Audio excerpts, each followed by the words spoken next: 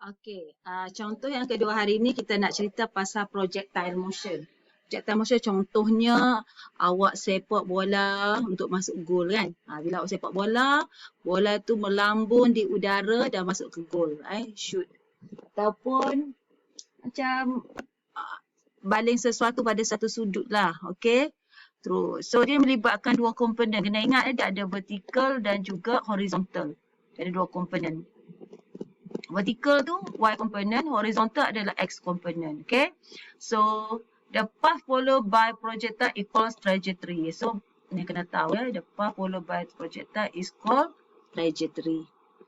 Itu. Highlight, cikgu highlight tu benda penting tu.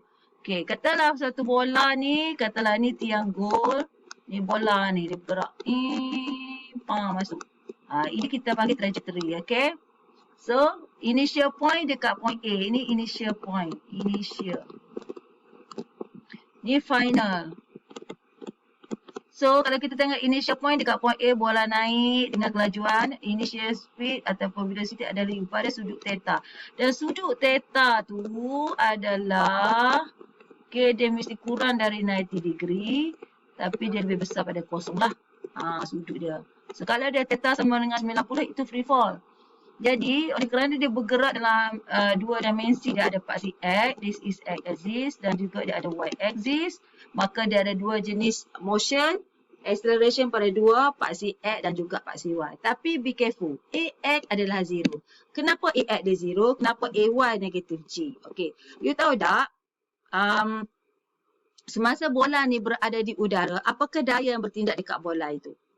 Ada tak daya angkat ke, you tolak dia? Tak. Daya yang bertindak hanya ada daya gravity, gravity force. Sebab itu acceleration dia F sama ma kan. Jadi sebab itu acceleration dia hanya bergantung kepada gravity. Jadi gravity kita tahu arah dia ke mana? Downward towards the center of the earth.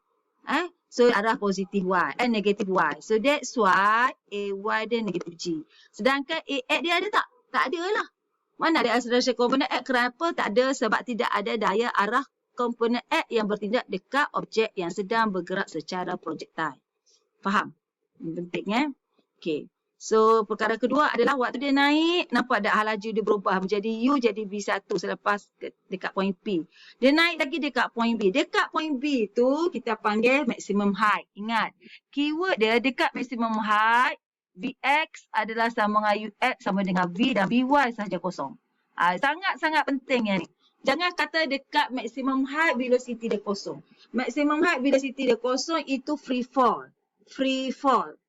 Projectile tidak. Projectile velocity dia tidak ada kosong. Velocity dia ada semua tempat. Cuma nilai dia besar atau kecil. Cuma dekat titik P, kat maximum height velocity komponen Y yang kosong. Untuk komponen X masih ada nilai. Okay. Waktu dia move from A to B, velocity bernilai positif. Waktu dia move A to B, velocity adalah positif. Bila dia bergerak pada B to C, velocity adalah negatif sebab dia downward. Movie downward dah. Ini up. Faham? Sebab velocity dia bergantung kepada gerakan, motion. Kalau motion up, V dia positif. Motion down, V dia negatif. Faham? Okey, satu lagi S. S ada dua juga. SX dengan SY. SX kita tanya range. Dia punya perkataan range. Itu jarak horizontal. Jarak paksi X. Dan SY adalah ketinggian. Height. Okay. SY tadi macam ni lah. Kalau kat titik P nilai dia bukan H lah. Nilai lain lah. Okay. Satu lagi, since dia ada dua komponen X dengan Y, maka awak kena resolve. Komponen X dengan komponen Y. Jadi UX jadi U cos theta. Belajar kan resolve vektor kan? Sebab U tu adalah laju, velocity adalah vektor, maka dia ada sudut. Oleh kerana dia ada sudut macam ni, maka you kena resolve. UX mesti U cos sebab sudut melekat apa si X. Okay. How about UY? UY akan jadi U sin theta. Ini wajib awak ingat. Jadi bermaksud untuk selesaikan projectile, you kena dua axis, paksi X dan juga paksi Y. Wajib buat. Okay. So, kalau tengok table, tengok betul-betul. Jadi, asalnya, kalau ingat, untuk gerakan linear motion, kalau saya bagi kat awak, linear motion, dia hanya ada satu U sahaja. Dia ada satu V. Dan dia punya Dia tak perlu resolve lah. Tapi kalau untuk gerakan projektil, dia ada dua U. Satu UX, satu lagi UI. Lepas tu V pula. Dekat titik P. Dekat titik P, B1X sama dengan, nilai dia tetap constant. B2X sama dengan U constant. Nilai V tak berubah. So, nilai velocity component X adalah constant. Kenapa constant? Kenapa nilai X constant sedangkan Vy changing? Kenapa Vy dia changing? Sebab dia ada acceleration. Ya, ini Vx dia constant sebab Ax dia 0. Vy changing sebab Ay negative G. Dia ada nilai G. Ada nilai acceleration. Sebab itu velocity berubah. Okay. Tapi velocity dia acceleration yang constant. V dia tak constant. V dia berubah Vy. Tapi kalau untuk Vx, komponen X, A dia kosong Ax. Sebab itu kalau awak tengok dekat formula dia, kalau nak cari velocity, dia kena ambil V1X square tambah V1Y square. Dan direction. Okay. Dekat point Q pun sama. Okay. Now, kita kena compare persamaan. Ini linear motion punya equation. Free fall. Jadi U tempat A, kalau free fall, dia melibatkan Y axis.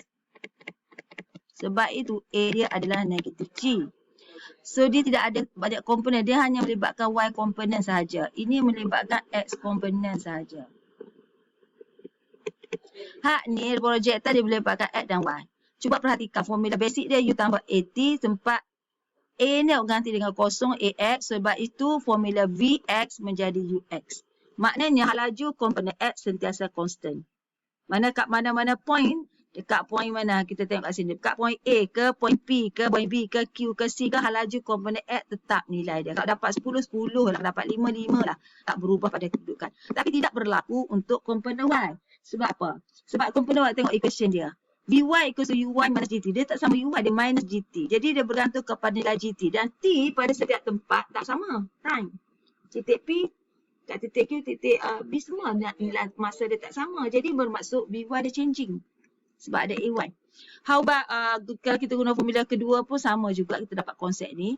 Cuma kena perhatikan betul-betul SY. SY ni melibatkan sesaran tegak. Sesaran tegak. Displacement, vertical displacement. Dia melibatkan vertical displacement. Okay, vertical displacement. SY apa tadi? Vertical displacement. Okay.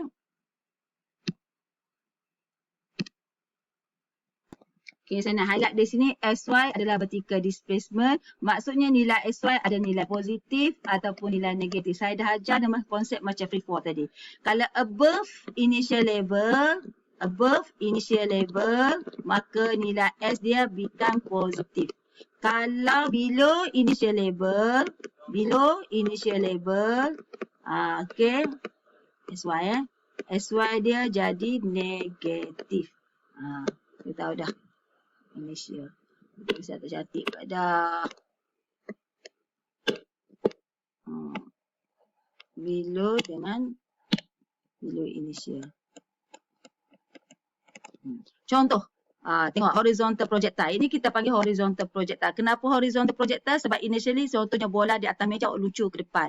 So dia gerak initially, nampak tak? Horizontal initially. So pada ketika di sini, masa dia at this point initial ni, satu benda awak kena tengok UX dia adalah sama dengan U, UY dia adalah kosong. Keyword dia. Lepas tu bila dia bergerak, so dia adalah VX, VY semua. Okay, dekat point B ni SB adalah ketinggian bangunan. So, negatif H. Kenapa negatif cikgu ajar tadi? Kenapa negatif? Sebab ini initial. Ini final level. So, dia below.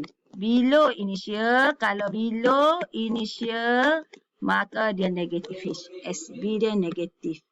Boleh faham? Okay. Tengok contoh satu. Example 2.10. A tennis ball is thrown upward from the top of building with a velocity 15 meter per second at angle 30 degree to the horizontal. The height of building is 40 meter. Calculate the maximum height of the ball from the ground. Makna sini, daripada sini. Katalah ini ketinggian building 40 meter. Ini ground. This is ground. Ini adalah maximum height. Dekat maximum height. Maximum height. So awak nak cari jarak daripada sini sampai ground. Tapi bila apa clue yang kita dapat dekat maximum height? Terus awak kena mikir. Bila sebut kerja maximum height, apa yang kosong? Apa yang kosong? VY ke VX? VY yang kosong. Jangan tulis V.